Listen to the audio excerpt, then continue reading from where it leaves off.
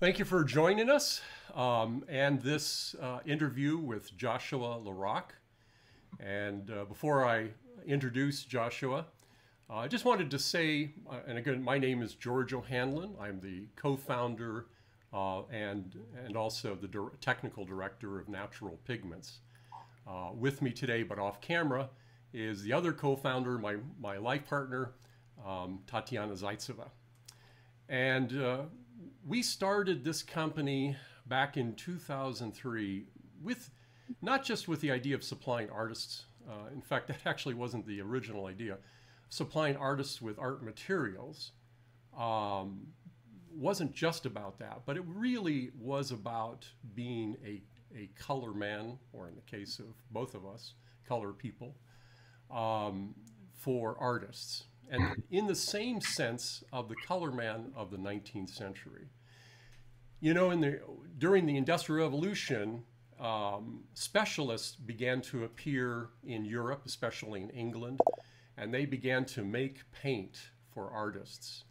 And some of the first ones, like Charles Roberson in 1820, and also William Windsor and Henry Newton in 1830, started their companies, and they were the traditional colormen. And what that really meant was not only were they making paint for artists, but they also developed special relationships with artists. And the relationships involved an interaction with artists so that they shared information with artists about paint making, about paint and what they were finding. And artists in turn shared their experiences, how paint handled and what they were looking for in paint. And this helped to round out things so that they were able to make products that artists could use and would be very functional. And that's what I really set out to do, and what Tatiana and I are together doing now in helping artists and building a relationship. And one of those relationships started very early in our career in this business, in Natural Pigments, with Joshua LaRock. Joshua LaRock is an internationally acclaimed artist and is a teaching artist also, although his work now he's been so busy, and with the pandemic it's become more difficult. But let me go ahead and introduce Joshua at this point. Welcome, Joshua. Hey, George. Good to be with you. Good to see you, and thank you for joining us. I know you're very busy. You've got a show coming up, and it's preparing for that particular show. So I really appreciate you taking the time to talk to us today. It's my pleasure. Yeah, it's always good to talk to you. And yeah, I've got a show coming up in September, so I'm kind of in crunch mode. Yeah. You know, it's all consuming, and paintings never you know, quite go as quickly as you want them to. So right. So that's and of course we see some of your paintings back there. That's some of the paintings that you're working on for the show. That's right. Yeah. So I've recently kind of begun a foray into the Western and Southwestern genre. So you'll see I've started painting some cowboys. I've got a cowgirl to my right. You may not be able to see it. Well, I guess it's to my left. And the screen is flipped, so I don't know which way is right and left. But anyway, yeah. So I'm excited about it. I think it's been really fun to kind of put my technique and my figurative background and start painting horses and figures and landscapes. So I'm excited about it. Great. So Joshua, of course, we met back. We were just talking about this. We met back in 2007 at the Hudson River Fellowship, and And at that time, I gave a lecture on the origin of colors. And since then, Joshua and I have been in contact. In addition, Joshua was one of our very first students at the Painting Best Practices workshop, the first one that we gave in Fort Lee, New Jersey. And Joshua, at the time, you were teaching at the GCA, Grand Central Academy. And so, Joshua, tell us, what your experience has been in incorporating some of these methods that we've been talking about at the Painting Best Practices. And I know you were talking about mediums and how that, how you were incorporating some of those things in your work. Sure. I mean, you've had a huge impact on me, over the years from the very beginning, but especially once I took, your course, Painting Best Practices. And, because I was trying to figure out, how do I get the paint to behave, like some of my heroes. There are many of them, but, from the old masters all the way up to the French academic painters like William Bouguereau, who's somebody that I've really striven to kind of decode how is he getting the paint to look like that. The surface to be that smooth, but the flesh to be luminous, and this the softness of it. He was just so in control of everything. While at the same time I was still learning, to draw and to have control over values and things like that. And you really had some interesting things to say, just in terms of about, I had no idea about, how paints were manufactured, how that has changed, the course of the 20th century. So that was really helpful. And then the incorporation of mediums was something I really didn't know a whole lot about at all. I think obviously there's oils. People often will incorporate Damar, right, and some sort of solvent Damar oil kind of mixture, which is kind of a classic medium. But I really didn't know of the other options. And of course you brought up some of the problems that we can encounter when we're using resins. So once I realized that there were science behind this, that there were basic reasons behind how you could use mediums and what they do for you and how artists of the past utilize them, it really kind of opened up a whole bunch, of options for me. Right. And I know that you've moved away, because we've always encouraged artists to move away from solvents. Not only from a health standpoint, but also solvents, although can be beneficial, they can do certain things that is not possible otherwise. But they also introduce certain problems, especially if they're not handled correctly. And I know you've moved away from that. Yeah. Right. So those were, a couple of my biggest takeaways, to try to really limit the use of solvents for one, but then also limit the use of resins in the paint layer altogether. With solvents, what I used to do, so I was painting in layers, again, trying to learn how particularly Bouguereau, but it's, he painted in a way that was very common among sort of like the French academics. So he would start with a very sort of thin, you could call it an ébauche, or, just an underpainting. And when I began, I was just taking, odorless mineral spirits, mixing it in with the paint, and then kind of scrubbing that into the canvas. I realized that was just maybe not as beneficial as I wanted to be, but it also, as you were saying, could lead to a problem which I was having called sinking in, right? Which is, so as you put a layer down and the paint begins to dry, it goes from glossy to more matte. And the solvent actually sort of exacerbates that problem, because you're diluting the binding, the oil, right, to pigment ratio, and so then you're going to get a sort of a more matte. And even I would do it so thin at certain points that the dried paint was almost kind of dusty, and it can kind of be rubbed off because the paint film actually never formed. So that was actually really, really helpful for me. And so then I adapted my underpainting layers to basically I wouldn't use solvent at all. And then the only thing that I had kind of kept it in my practice was to clean my brushes. And even now I've been phasing that out.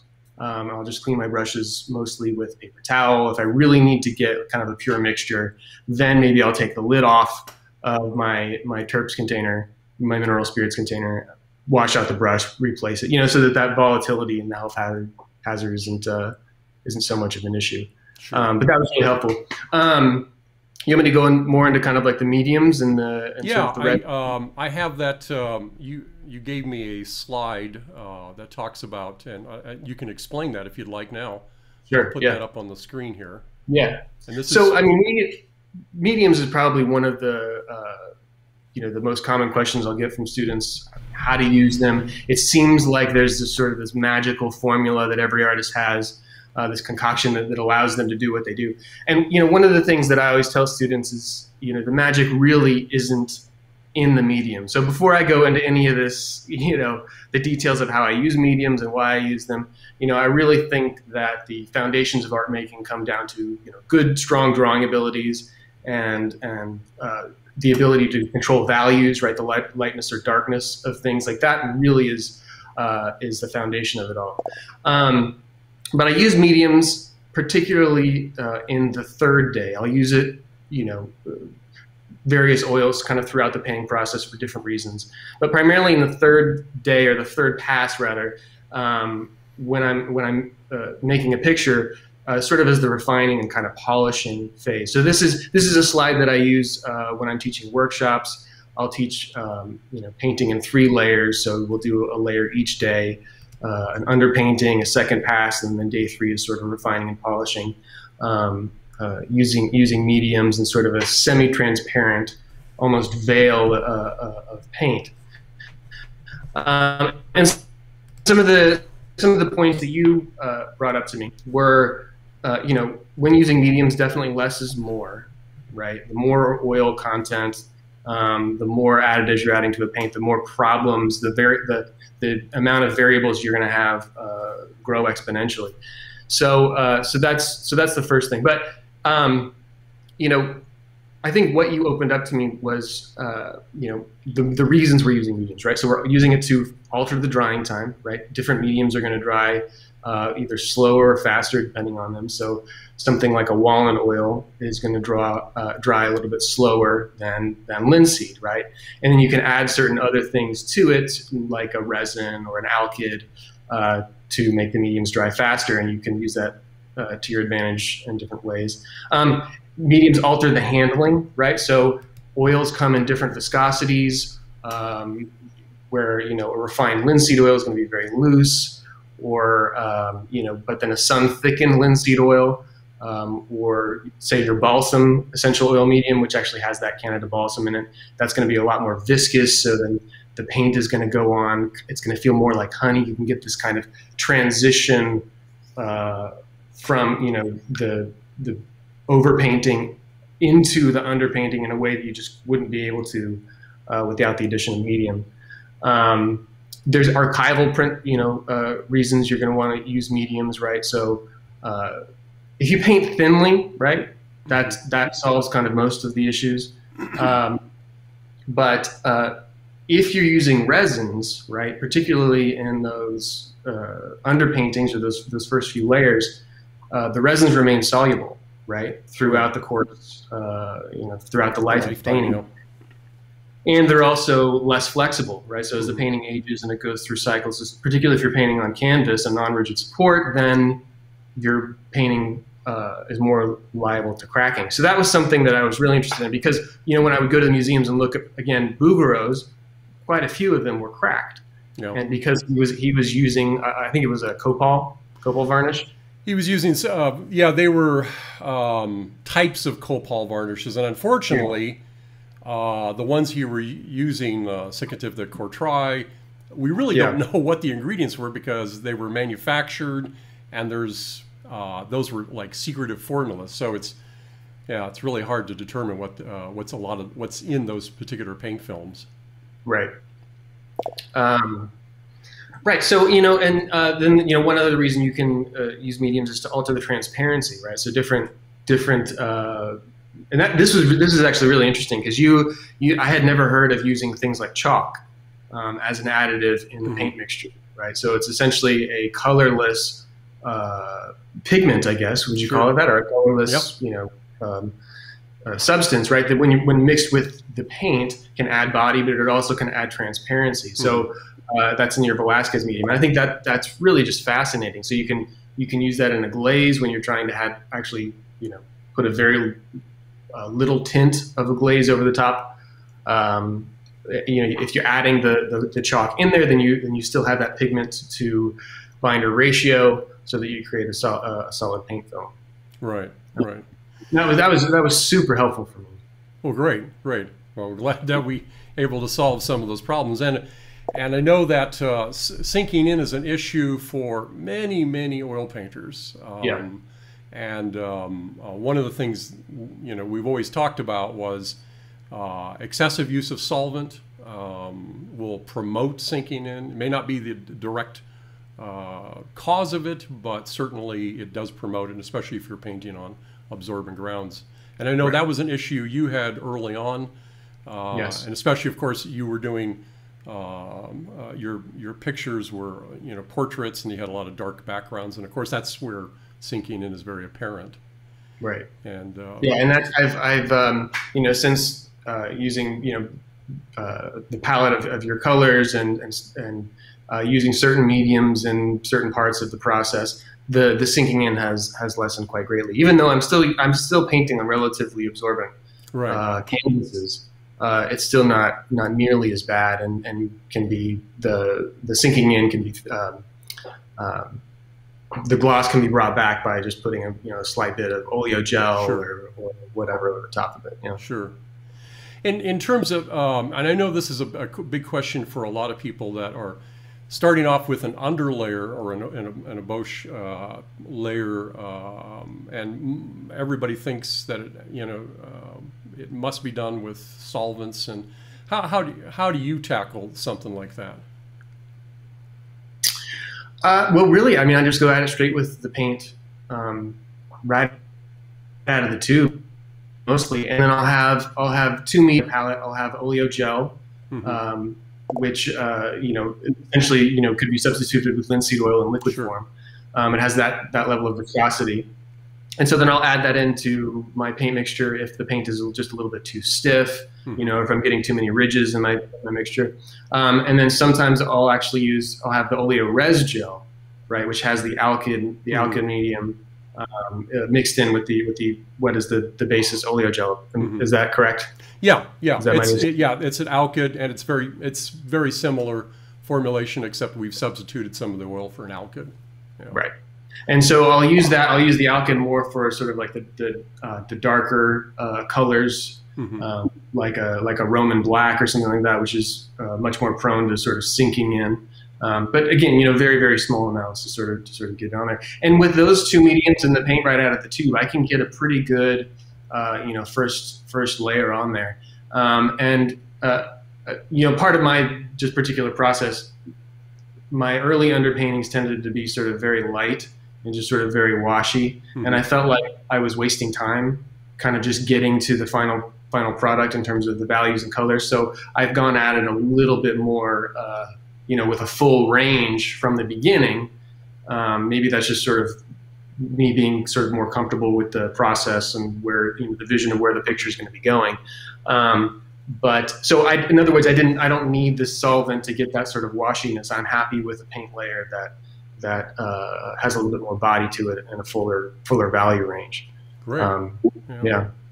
So let's. You gave me a video, which is now this is day 2 of one of your videos that your teaching videos.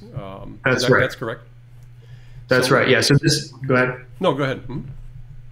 Yeah. So I had 2 instructional videos out, and that really put a lot of effort to documenting my process and my thoughts throughout that. So anybody who's interested, and kind of seeing exactly how I'm going about that, I can't recommend those enough. I've had some really great feedback.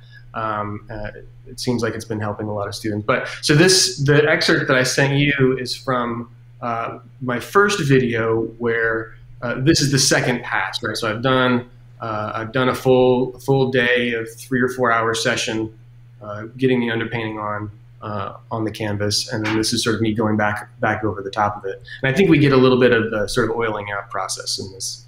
Great. So I'm going to go ahead and put that on now. And, okay. Take a look.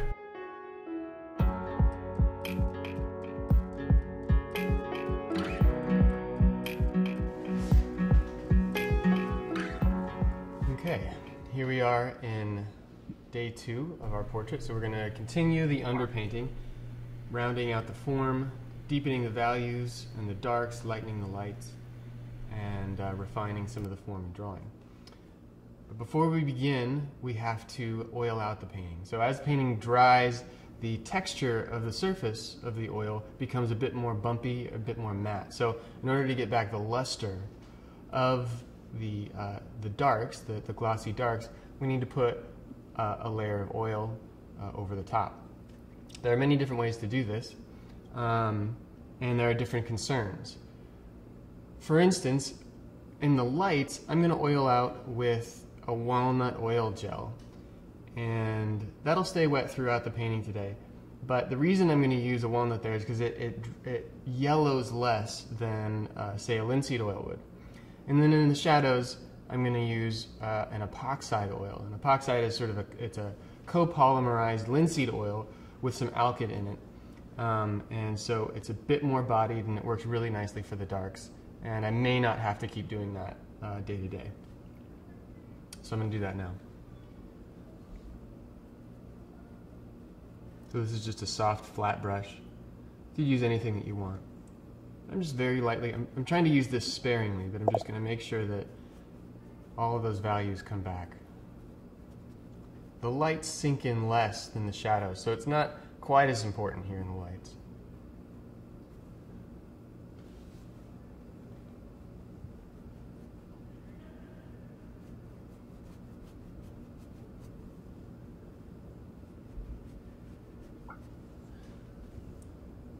Okay, so then I'm going to go in now with that epoxide oil.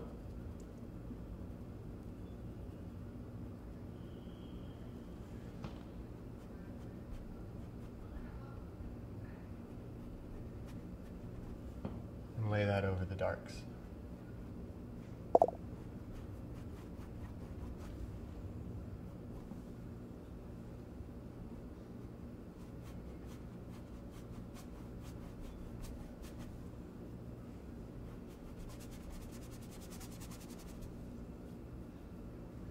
It's important to do this before beginning your next layer because I want to be able to properly judge the value choices that I was making yesterday.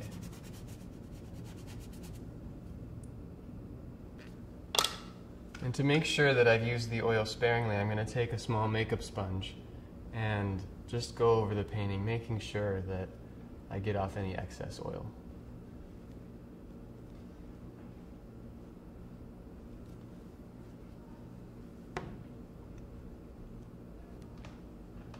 Now, of course, you want to make sure that your painting is dry enough to do this between layers.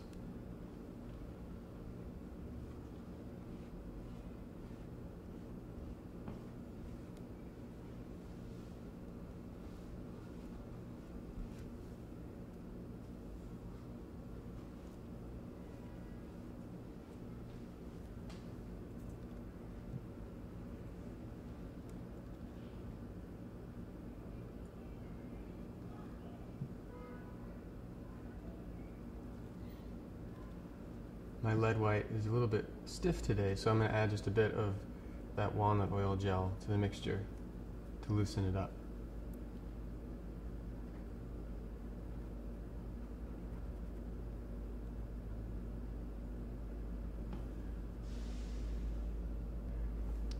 Much like the first day, I'm still not concerned with going for the exact hue or chroma in the lights. I still want to anticipate something of what's going to happen in the final layer as I glaze over the top.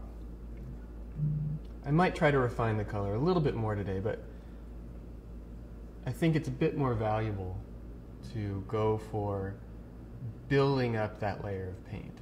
I want that light underneath to show through. So I've added a little bit of my yellow ochre to the white just to start getting in a bit more color.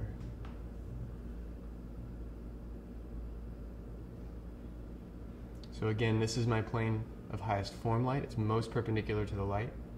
And the highlight is situated just to the right of that.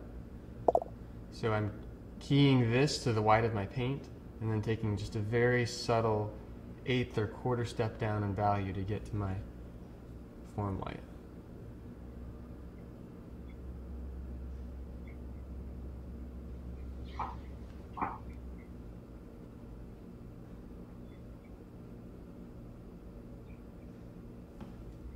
imagining the planes turning away from the light source underneath the highlight. And then by the time we get over here, the highlight begins to drop off.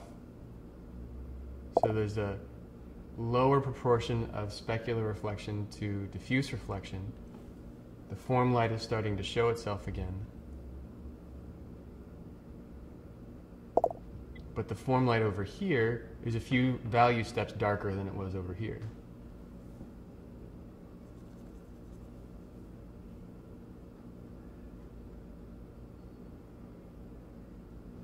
I'm going to switch to a slightly bigger brush because it's a bigger form.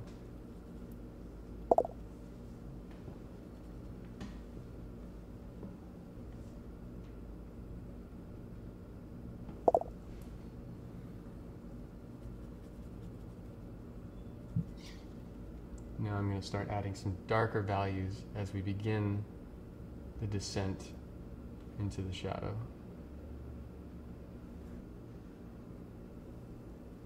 What I love about this technique is it really makes some of these transitions so much easier to achieve than if it was all wet into wet.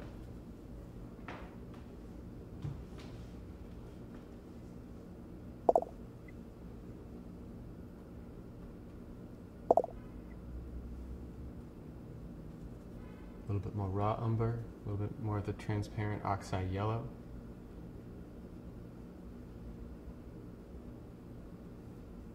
So I'm trying to stay in the yellow family on the forehead.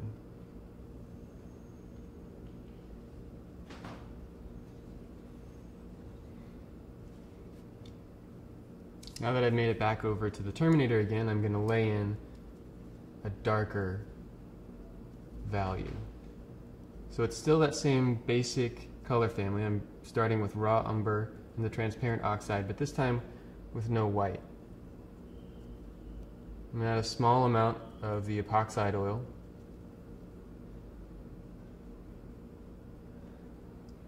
Put that in.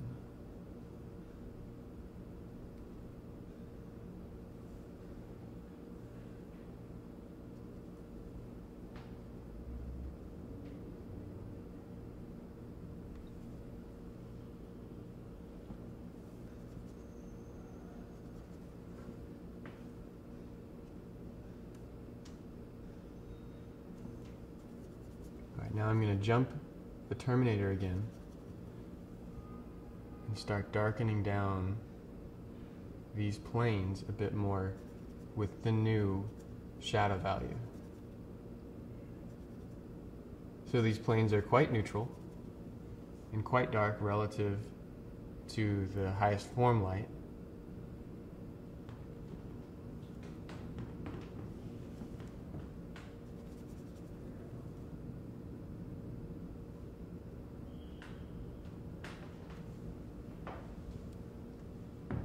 It's a bit too yellow, so I'm going to add a bit more red. In this case, vermilion to the mixture.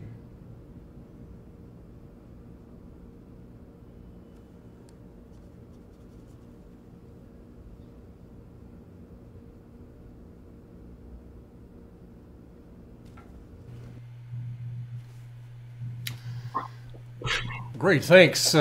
Thanks for that. I notice on there's been some confusion as to oiling out because I'm always recommending against oiling out, but what? Yeah, tell me.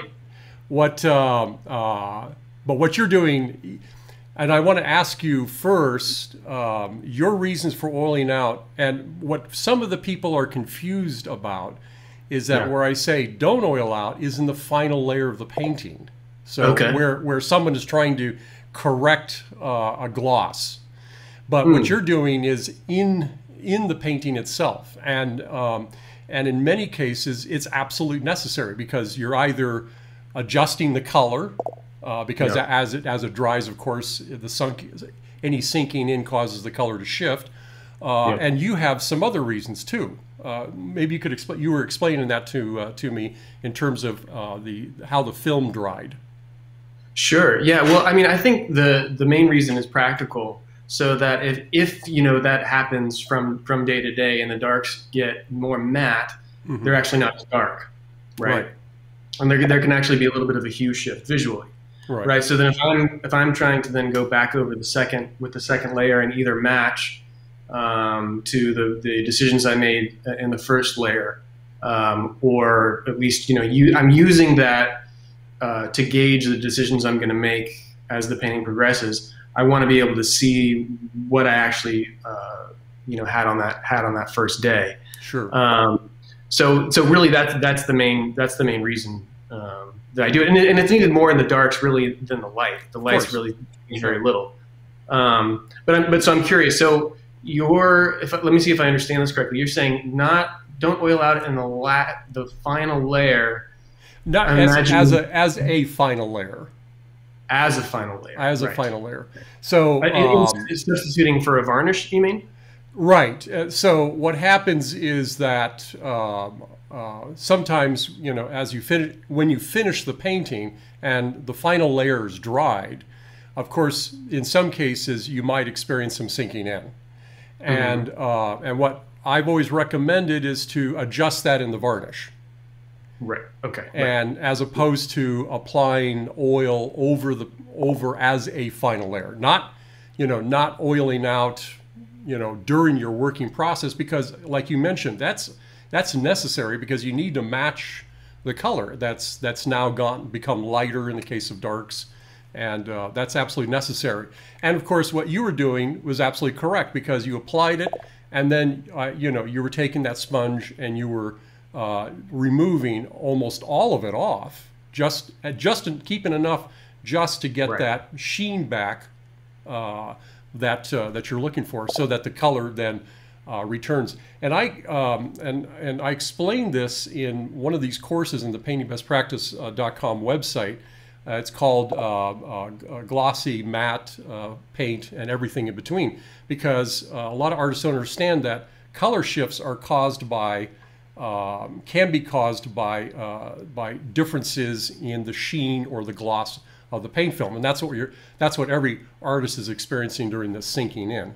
Right. So yeah, it was absolutely correct. And but what I noticed in some of the comments is that some of the individuals confuse what I'm saying and say never oil out. Well, I don't say that. I say don't avoid oiling out as a final layer in the painting, and allow the varnish to correct the the sheen of the painting, and that's usually the best, what we call what is the best practice. That's good clarity. Moving on to and that was a great video, and actually there's people have a lot of questions, and if you want to know more about Joshua's process and his materials, I'm going to put up a link to his website where you can see his videos, and then you can go to those videos, and I highly recommend that because you'll get much. We can't really get into his in depth into Joshua's technique during this particular 45-minute or hour session, but I would like to talk about your colors.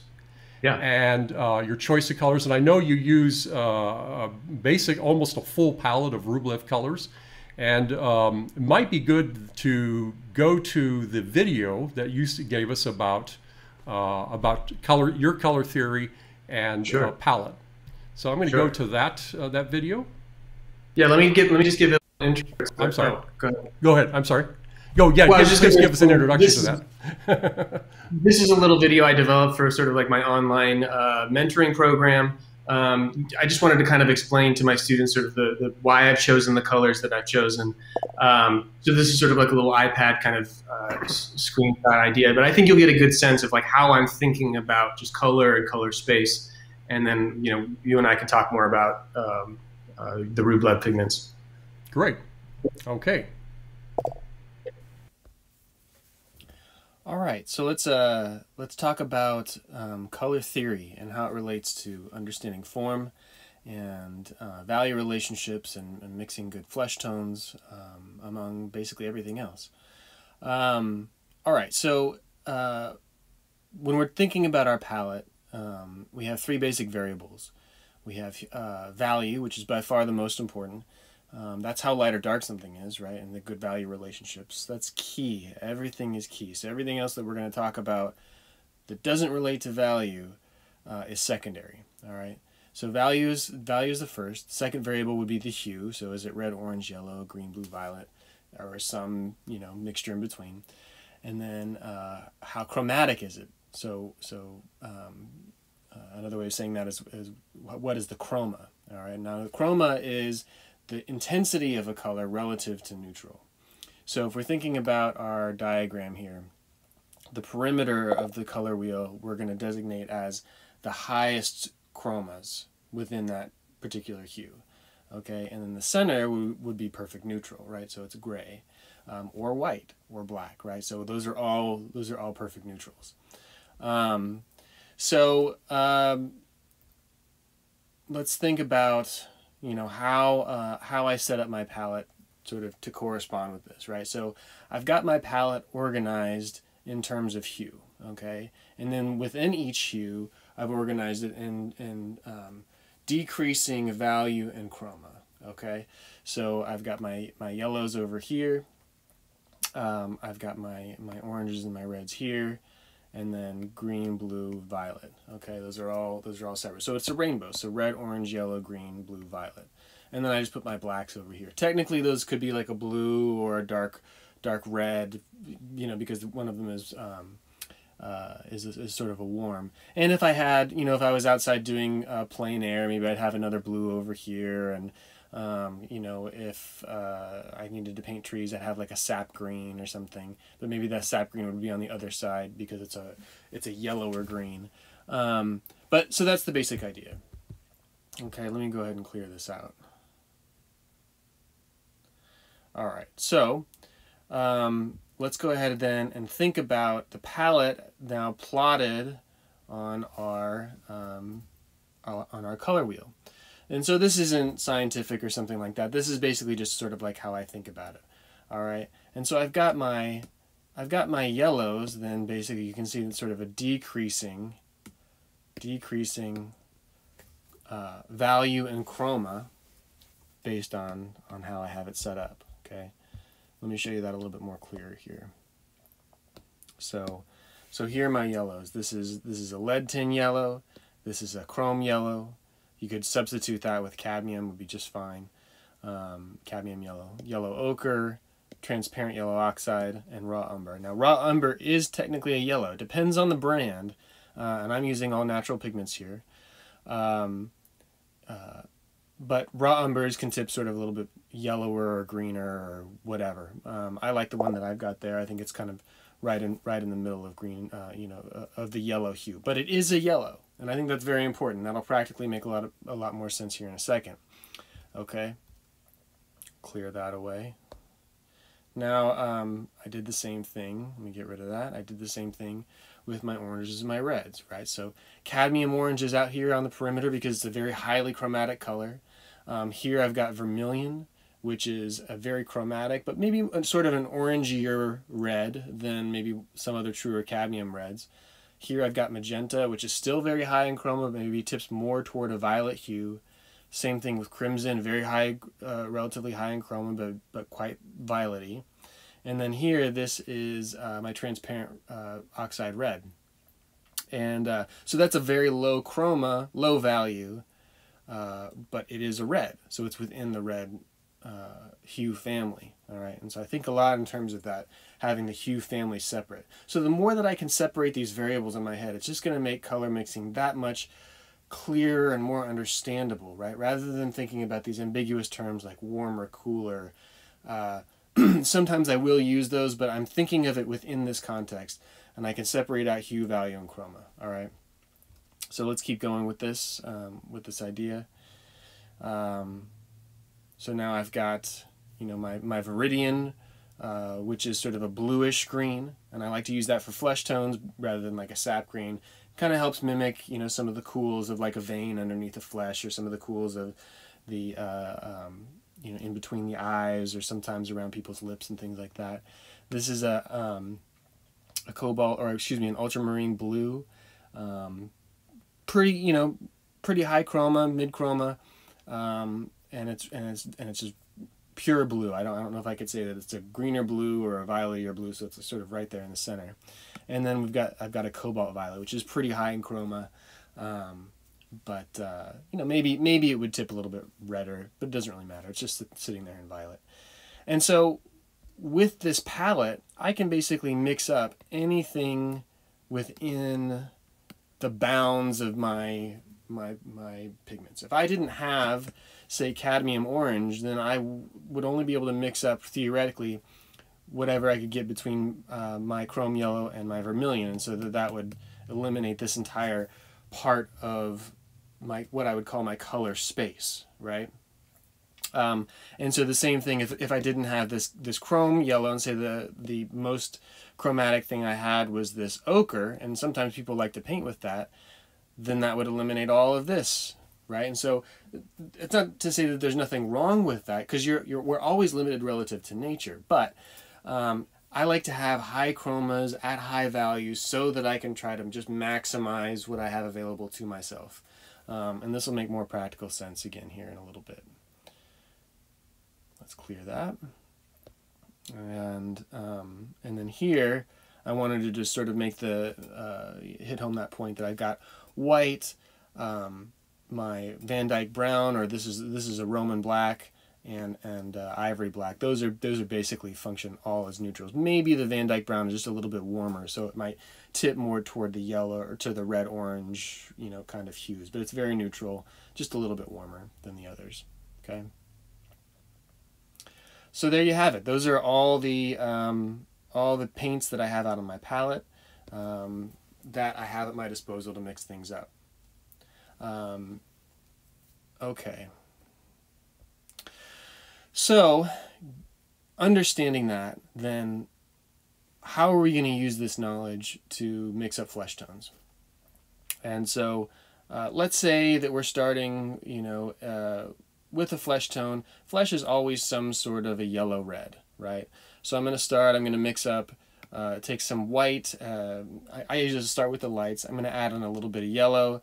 But, you know, the skin tone isn't just yellow, so I'm going to add a little bit of this cad orange. And on the three of those mixed together might get me some sort of high value, relatively, you know, lowish chroma, yellow-red, somewhere in between there.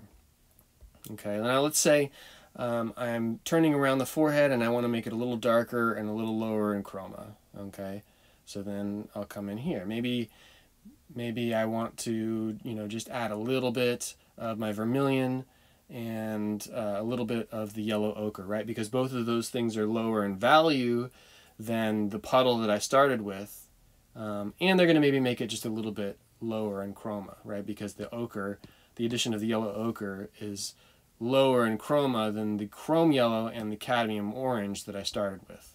Okay. Now let's say again, I want to, I'm working my way around the form. The form is starting to turn away from the light, and so it's going to get even darker and lower in chroma still. So then maybe I might add in a little bit of my raw umber, which is a low chroma yellow, low value yellow, and a little bit of my transparent red oxide, which is a low chroma, low value red. And the two of those mixed together kind of keep it in this yellow-red range. And it gets darker in value and lower in chroma. If I only added the raw umber, then that might shift the hue more into a sort of the yellow family.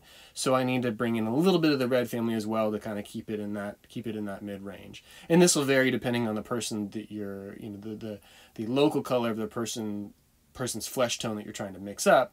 But this is kind of just a general idea that I'm using both hues to kind of get myself into the place that I'm looking for. Okay. All right, and then yet again, just to hit that point home, let's say I want to make it now, we're getting really, really close to the shadow shape. It's getting really dark, really, really quite neutral. And so then I'll just add to the puddle on my palette that's gone through several iterations here. Now I'm just going to add a little bit of my Roman black or my Van Dyke brown because it's quite neutral. It's just going to make it a little darker, a little lower in chroma and it's, you know, right in line with where I'm trying to get my puddle to go. So if you have this in your head, then you can use the proximity of things on your palette, if you're thinking about your color space, to just narrow down your options of what you need to add to the mixture on your palette to get it to go where you want it to go. And there's always trial and error. You're gonna have to think about the relative, you know, tinting strengths of your various pigments, but the theory really holds quite strong. Okay, I think I'm going to end this video there. I'll come back to you in a second, and we're going to talk about now how to practically use this when thinking about form and adding in values as well, a little bit more practically. All right, thanks. Thanks for that explanation, Joshua. That's a brilliant explanation for the flesh tones. Oh, good. I'm glad. I hope that made sense and was easy to sort of follow. It requires a tremendous amount of thought, you know, to have all that kind of worked out in your head. Yeah, yeah. And it goes so well with you know, we were just talking earlier about this Ross Denman and the scaled palette. And you were actually pointing out the same types of ideas where you have high chroma, low chroma, and the mixtures, and that gap that without certain high chroma colors you'd be entirely missing that. That's right. really great. Yeah. A great way to visualize that too, by the way. And it's super helpful, just kind of mental framework to have in your head. Because sometimes if you're not thinking that clearly, it can feel overwhelming. But sure, yeah. If you just have those three variables and, you know, separated out, you can ask three separate questions each time and usually narrow it down at least your possibilities. Sure, yeah. And your choice now, you pointed out some of the colors that we make: the lead tin yellow, the chrome yellow. And what drew you to those particular colors as opposed to, you know, like let's say a cadmium yellow? Of course, cadmium yellow fits in pretty well there, but what's about those colors that you like?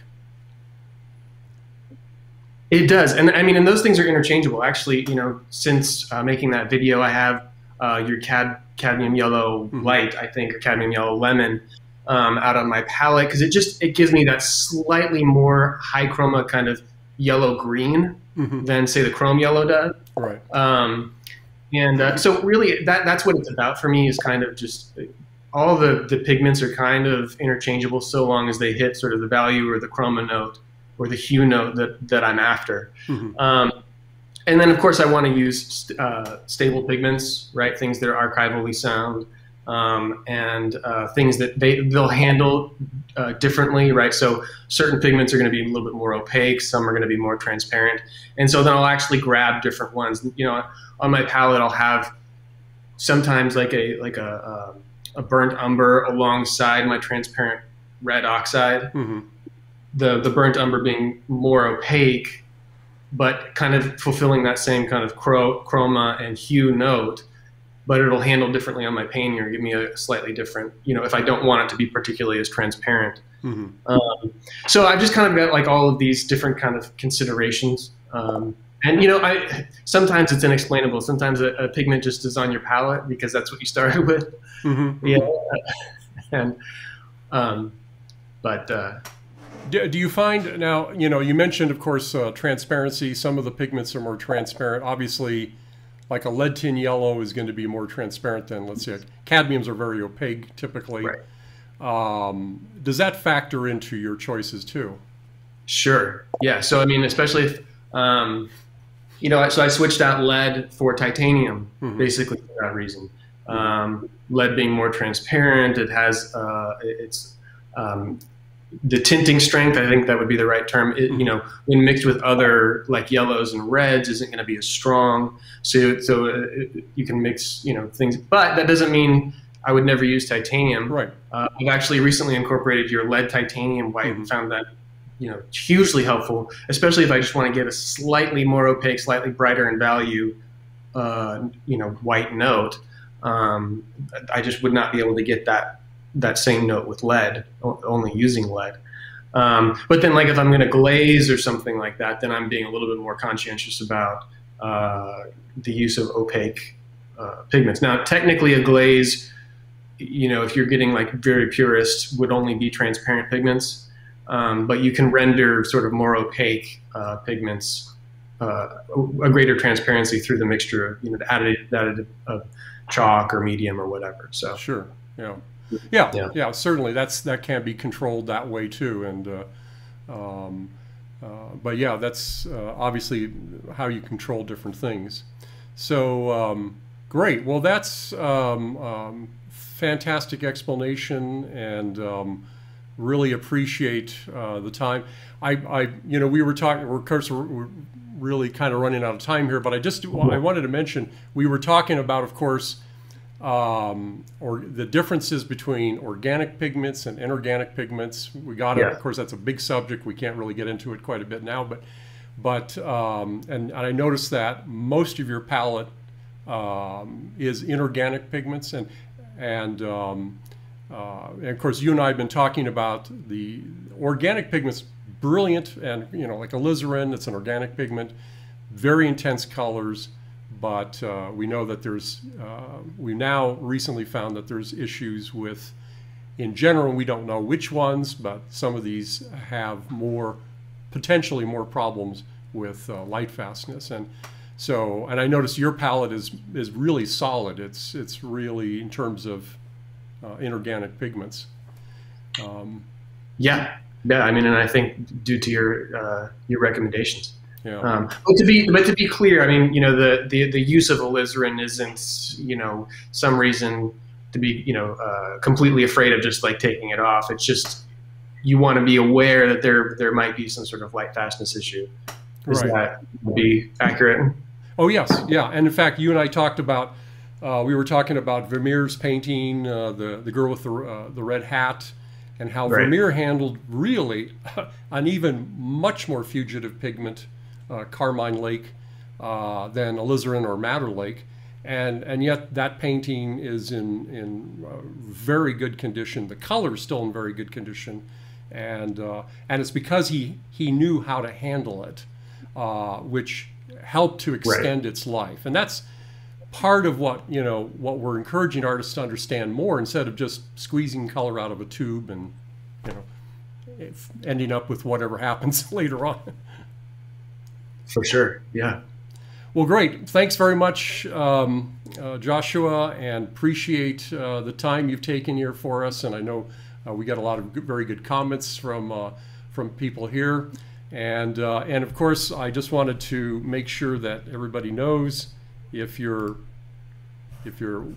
see if I can put that maybe a little bit better here, or maybe up here. So if you, and I'll post it in on the video, and if you're very interested in Joshua's technique, and he has videos available, that I highly recommend it. You got a little bit of a flavor there for that. So. Great. Thanks so much, Joshua. Thanks so much, George. Yeah, great to see you. Great to talk. Yeah, thank you very much.